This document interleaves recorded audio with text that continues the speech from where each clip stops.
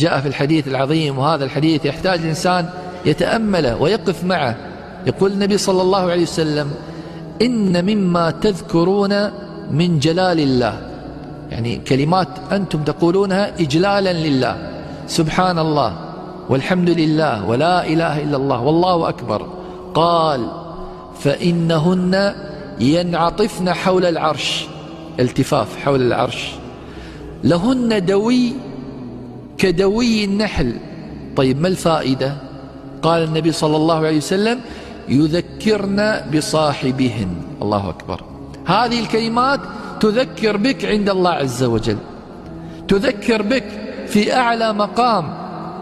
تقول سبحان الله، تكون شهادة لك وتذكير لك عند الله عز وجل، فترداد هذه الأذكار وترطيب الألسن بهذه الأذكار العظيمة، منها سبحان الله، هي رفعة عند الله عز وجل.